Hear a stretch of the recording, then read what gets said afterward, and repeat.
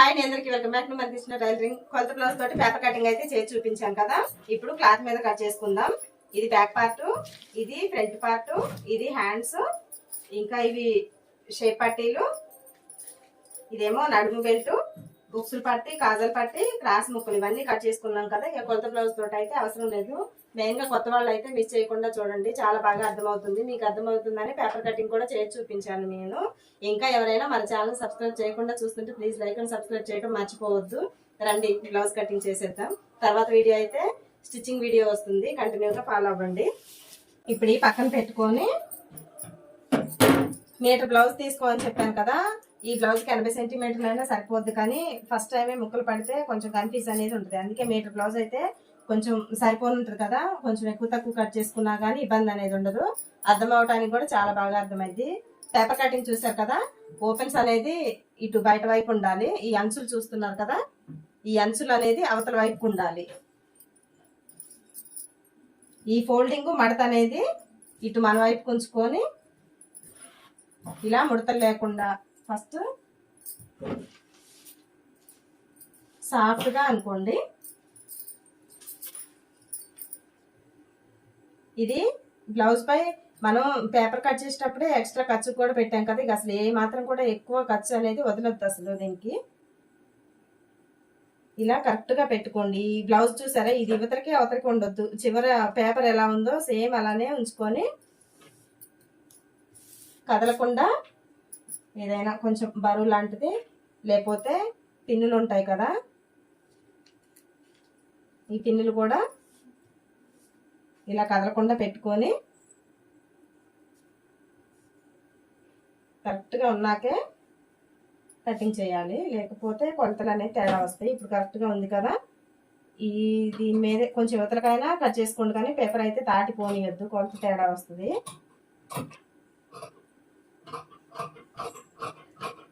Same paper ఎలా ఉందో అలానే, ఎందుకంటే మనం ఖర్చులతోనే కట్ చేసుకున్నాము.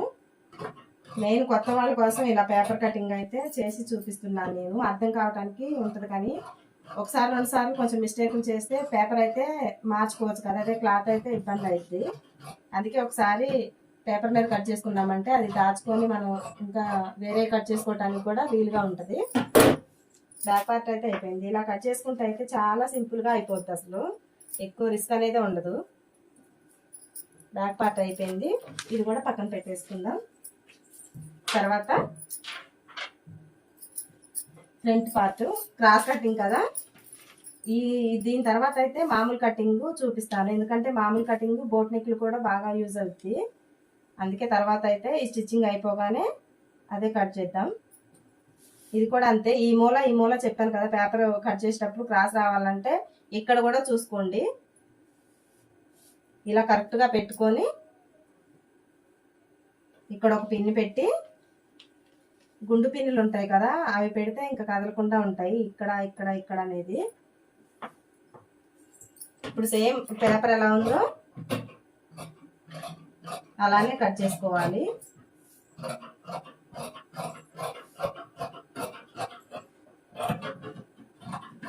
తర్వాత అయితే కొలతల ప్రకారం 40 సైజు ఇవి అడుగుతున్నారు కదా, అన్ని కొలతలతోని కరెక్ట్గా కట్ చేసి వీడియోలు అనేది అప్లోడ్ చేస్తాను, అందరికీ ఉపయోగపడుతుంది కదా.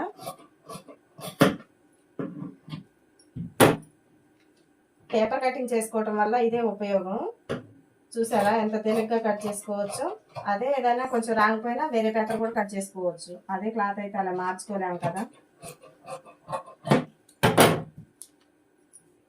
ఫ్రంట్ పార్ట్ కూడా అయిపోయింది. స్టిచ్చింగ్ వీడియో కూడా తొందరగానే అప్లోడ్ చేస్తాను. ఇప్పుడు ఈ మడతలు ఉన్నాయి కదా, ఇది మధ్యలోకి రావాలి. పేపర్ కటింగ్ చూపించా కదా, ఓపెన్స్ అనేది ఇటు సైడ్ ఉండాలి, ఖర్చు వదిలేకెళ్ళి. ఇదేమో ఇటు ఉండాలి కరెక్ట్గా ఈ మడత.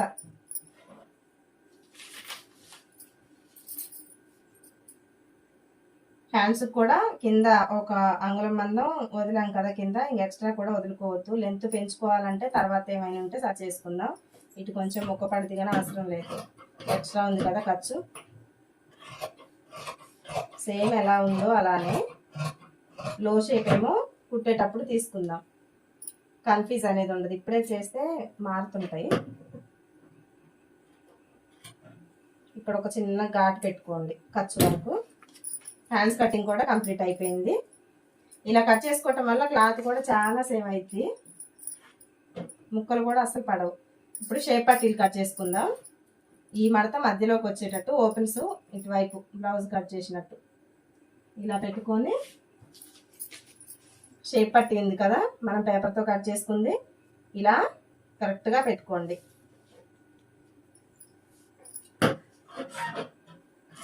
ఇప్పుడు అది ఎలా ఉందో అలానే పేపర్ కటింగ్ కూడా చేసుకుంటే చాలా తేలిగ్గా అయిపోతుంది. చూసారు కదా షేప్ పట్టీలు. ఈ స్టిచ్చింగ్ చేసేటప్పుడు వీటి మధ్యలో ఒక క్లాత్ ఇలా ఉంది కదా, ఇలా మధ్యలో ఒక క్లాత్ వేసి ఇలా కుట్టుకోవచ్చు. అది తర్వాత కట్ చేసుకుందాం. ఇప్పుడు ఉక్స్ పట్టి కాజల్ పట్టి చేద్దాం.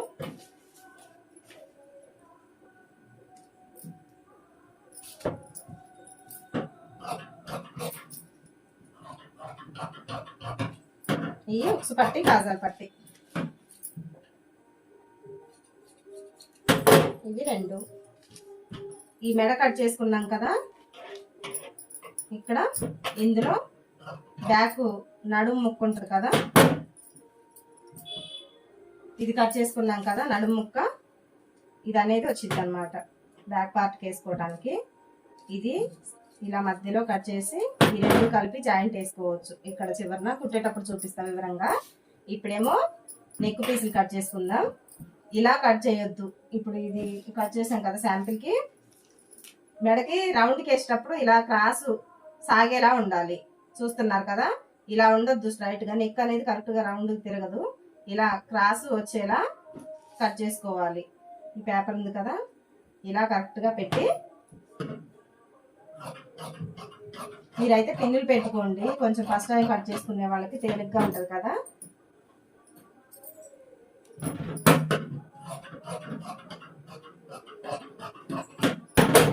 ఇవి వేసేటప్పుడు వివరంగా చూపిస్తాను నెక్కి. ఇప్పుడు మళ్ళీ ఇది పెట్టి చాలా అంటే చాలా తేలిగ్గా 5 నిమిషాలలో కట్ చేసుకోవచ్చు బ్లౌజ్. మన వీడియోలో అయితే కంటిన్యూగా ఫాలో అవుతూనే ఉండండి. చాలా తేలిగ్గా అనిపించింది. ఇదే కాదు డ్రెస్లు ఇంకా ఏ అయినా కూడా ఇంతే ఈజీగా కట్ చేసుకోవచ్చు. అయిపోయింది కదా, ఇప్పుడు చూపిస్తాను ఒకసారి. ఇవన్నీ పక్కకి వేసుకొని, క్లాత్ కూడా చాలా సేవ్ అవుతుంది మనం దేనికి వాడుకోవటానికి అయినా కూడా. ఇది బ్యాక్ పార్ట్, ఇది ఫ్రంట్ పార్ట్, ఇది హ్యాండ్స్, ఇవి షేప్ పట్టీలు, ఇవి ఉక్సు పట్టి కాజ పట్టి, ఇవి నడుము పట్టి, ఇవేమో క్రాస్ ముక్కలు. ఇంకా ఇంత క్లాత్ మిగిలింది. చూస్తున్నారు కదా, చాలా తేలిగ్గా కట్ చేసుకోవచ్చు.